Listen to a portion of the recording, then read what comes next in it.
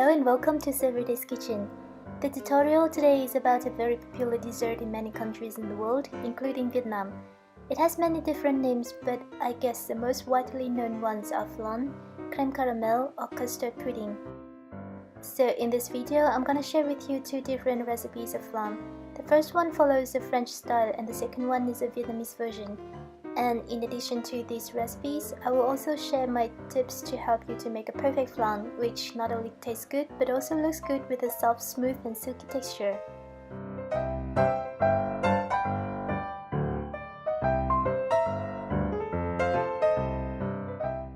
We start with preparing the molds. You can use any kinds of molds at any sizes, but ceramic molds are better than the metal ones. Grease the molds with butter, but only the side and not the bottom of the molds. When finished with the molds, we're gonna prepare the caramel sauce. Add into a small saucepan the sugar and enough water to cover the sugar. Then cook the sugar water on medium heat.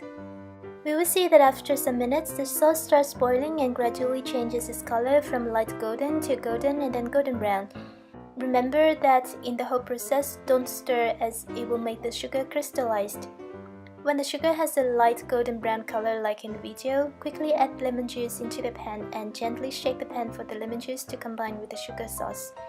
Lemon juice is optional, but I highly recommend using it because it slows down the caramelizing process and prevents the caramel sauce from getting darker and bitter too fast. Then quickly pour this caramel sauce into the ramekins. As you can see, the caramel sauce turns dark very fast, so it's best to remove it from heat when its color is still light. Don't wait too long because it can turn very dark and bitter. Let the caramel sauce cool down and we go to prepare the custard mixture. Add into the pot the sugar, milk, and whipping cream. Cook this milk mixture on medium heat and keep stirring to have the sugar dissolve completely. When the milk is quite warm, let's say a bit warmer than the water you use to bath or shower, remove the pan from heat. Don't let the milk to be too hot and never bring it to a boil because it will ruin the protein in milk and it's not good for the custard as well. In a big bowl, add 3 eggs and 2 egg yolks. Then lightly whisk them with a wire whisk or a fork. Try to do this mixing gently because we don't want the eggs turned foamy. We only need to blend the yolks and the egg white together. You may notice that in this recipe I use more yolks and whites. So, more precisely, I used 5 egg yolks and 3 egg whites. The reason is that less egg whites gives the custard a softer, smoother and more silky mixture, and also the eggy smell is less. Then gradually add the warm milk mixture into this bowl and keep whisking constantly. Warm milk is better because it helps reduce the eggy smell in the pudding, but the milk shouldn't be too hot because it can cook the egg and make the mixture curdled. Then add the vanilla extract and mix well. Sieve this mixture with a fine mesh strainer. If there is an egg white left in the strainer, then lightly whisk to have it go through. Don't discard because this egg white is also a part of the recipe. We have 2 ways to cook this pudding. The first way is to steam them. For this method, first divide the egg mixture into the ramekins. Note that the caramel sauce should be firm or solid when you pour the egg mixture in, otherwise it will be blended with the egg mixture. Then remove any bubbles on the surface of the egg mixture. Then cover the ramekins with aluminum foil. Prepare a large pot and put a towel onto the bottom of the pot. Put the ramekins into the pot and pour boiling water in. The level of water should be at least as high as half of the height of the ramekins. Then put the lid on and set the heat at the lowest setting and steam in about 25 to 30 minutes. There are some important notes in this step. First, aluminum foil helps to keep the surface of the flan soft. It also prevents water from the lid dripping down and ruining the surface of the flan. Second, the flan should be steamed on very low heat because if the heat is too high, then the egg mixture will boil and the custard texture will not be smooth anymore. The ideal temperature of the water should be between 90 and 95 degrees C, which is just below its boiling point.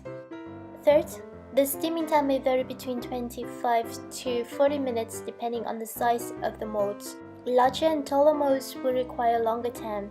Normally we can check after 20 to 25 minutes, and the way to check is to put a skewer into the center of the flan. If the skewer comes out slightly moist but not wet, and there's no liquid running out from the hole, then the flan is done.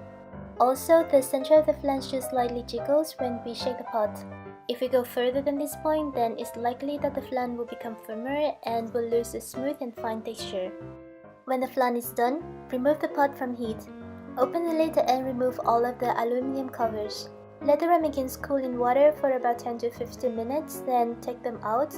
Let them cool down completely at room temperature, then put them in the fridge for at least 3 hours before serving.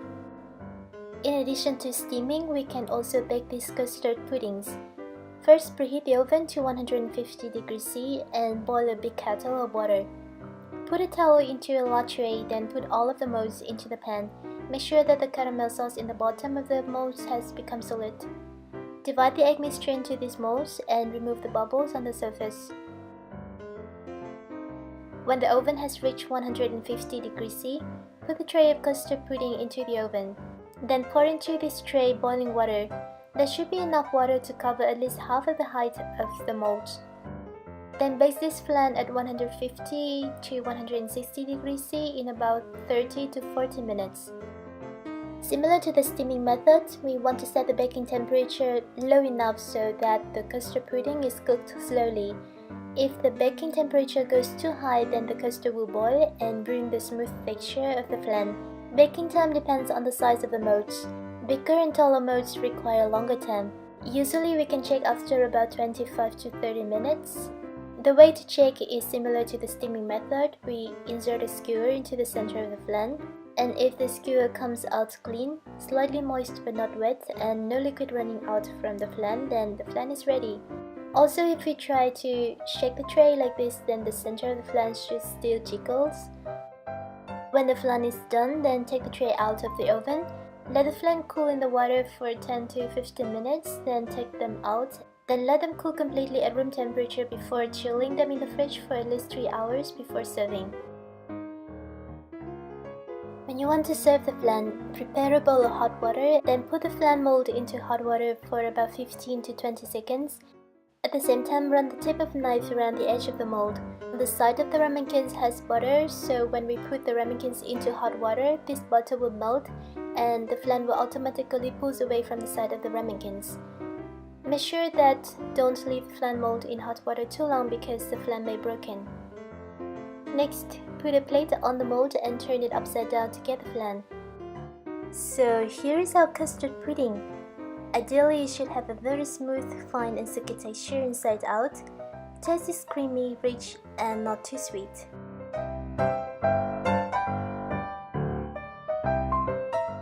A very common problem with custard pudding is that it can have many dots or tiny holes like this. This is mainly because the flan was baked or steamed on too high heat and too long time. To avoid this, make sure that you follow the recipe exactly, and particularly these 2 points. First, always put a towel at the bottom of the pot or baking tray to soften the heat at the bottom. And second, bake the custard pudding at a low temperature and take the pudding out when its center is still jiggling. Lastly, if you don't have whipping cream, then you may want to try the Vietnamese version of this custard pudding. Instead of using sugar, milk and whipping cream, we can use condensed milk and milk. Put them into a pot and cook them till warm. The other steps are the same as the previous recipe. This Vietnamese version is slightly less creamy than the French ones. However, they still taste very nice. Just make sure that you use condensed milk instead of milk because it gives the custard a rich taste and silky texture. Thank you so much for watching the tutorial. I hope that the information was helpful for you. Printable recipes and troubleshooting for flan can be found on my blogs. I leave the links in the description and the comments below this video. Goodbye for now and see you soon in other videos of Everyday's Kitchen.